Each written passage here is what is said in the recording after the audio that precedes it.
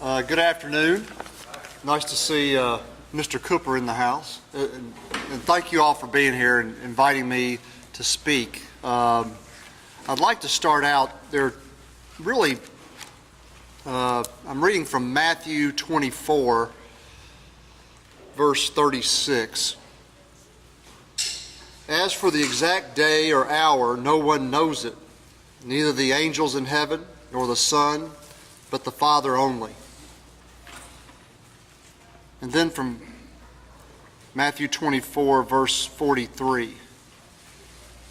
Be sure of this, if the owner of the house knew when the thief was coming, he would keep a watchful eye and not allow his house to be broken into.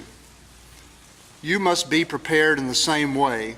The Son of Man is coming at the time you least expect. So keep that in mind, because what I'd like to talk with you about is being prepared. And it's not a fun topic, but it is a practical, important topic for all of us.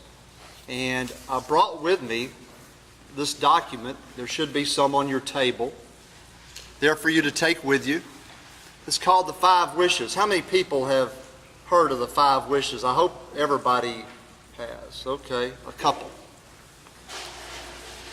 This is all about being prepared and what you can do to be prepared for the time when you least expect it. We've all had, and know individuals, we've had our parents, we've had our sisters, our brothers, in some cases our children who have died. And the question is, were they prepared? And so many times we see people who come to Ave Maria who are not prepared. And you say, well, they're coming out of the hospital, they have issues, physical issues, cognitive issues. But what the 5 Wishes does is lay out for you the way that you want to make sure that you end your life. How many people have a durable power of attorney for health care? Very good. How many people have a living will? Very good. Well, that's what this document does. And you can use this document, even if you have those, the living will and your durable power of attorney for health care, even if you have that now, has it been updated? But I want to kind of go through this. I did this with a group down at St. Peter's Church about a month ago, downtown. This document is good in Tennessee, but it goes more in depth than just your durable power of attorney for health care and your living will. My first question is, have you spoken to your family, the person that you or your loved one or your significant other or someone in your life that knows how you want to be treated at the end of your life? So many times we have children who come in with their parent. They don't know their parents' finances. They don't know, does mom want to, have some life-sustaining measures? And so there's so many times a little dysfunction among siblings even.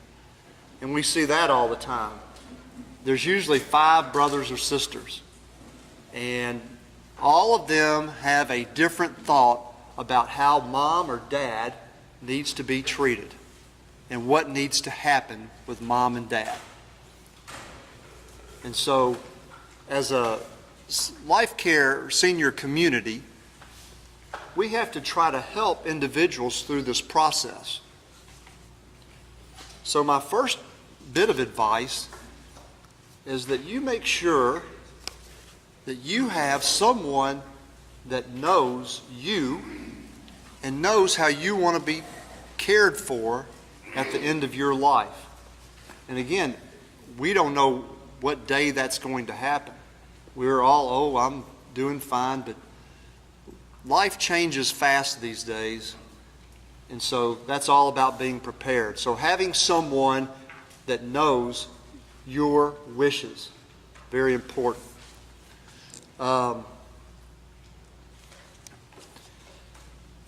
So how does it all start? Well, the state of Tennessee says this is a document is just fine to deal with if you so desire it. So again, the first question is, who do I want to be my health care agent? Page 4. Picking the right person to do that for yourself is very important. Again, you don't want someone making decisions for you that they don't know what you want to happen. I'll never forget when my dad had about a year left to live, and we were sitting and talking. I said, well, Dad, you're going to need to be on hospice. He said, I'm not going to be on hospice. I'm not going to Ave Maria. I'm going to lay right here in my bed. I said, well, that's good to know. Okay. I said, but don't you think you want to make sure, is there anything else you want? He said, well, when I die, I want you to put me on a barge and put me out in the Mississippi and light it on fire. I said, well, Dad, I will not adhere to that. I said, I'm just letting you know that's not the way it's going to happen for you.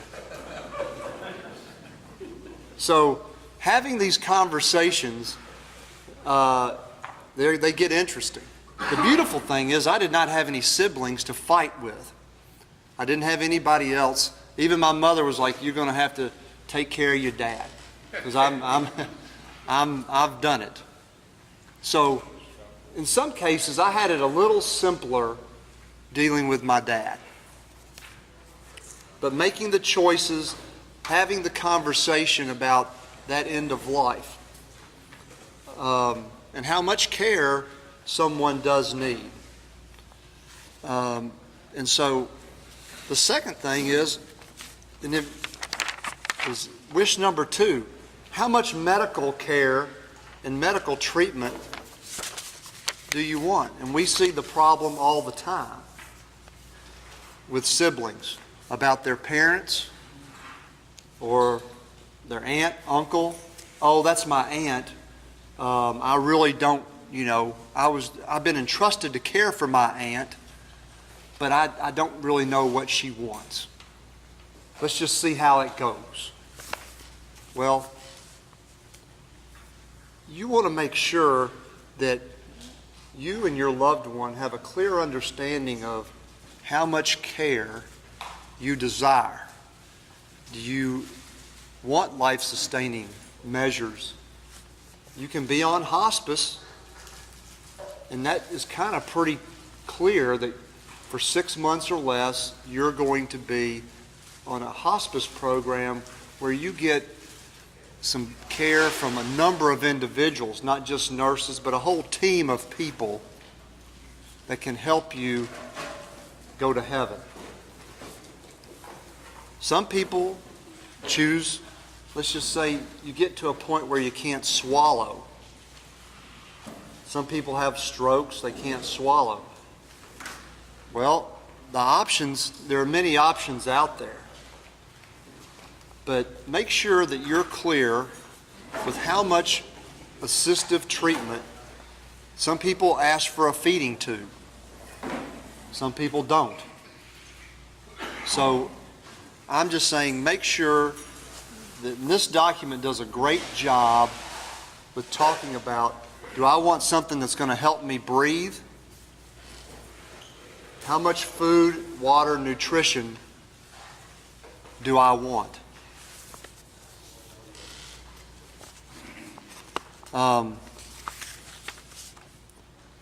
How comfortable do you want to be? Well, we all say, oh, I really want to be pretty comfortable. Well, make sure that you are talking with your doctor. Your doctor's going to be prescribing pain medicine that will make you comfortable, may make you comfortable, possibly make you comfortable. But how comfortable do you want to be? You know, some of our folks, they always say, well, you know, I would like to listen to some classical music when I'm getting ready to die. Well, that's a very great thing. That's what this document, you can write this out and your family is going to know, hey, Frank wants to, you know, I might want to listen to a little Led Zeppelin or something else on the way out. Okay? We're going to storm into heaven big. But, so, you know, this document helps you really talk about and narrow down what the things that you want at the end of life. And so many times we don't have this kind of direction for many people.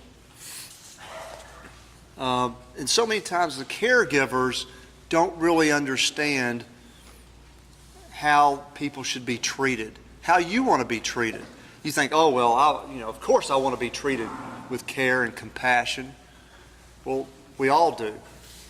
But this document helps you, you know, I want to make sure I'm in a place, whether I'm at home or whether I'm in a nursing center or a hospice facility, I want to make sure that I know I've got, you know, a home-like feeling. I've got the people there that care about me.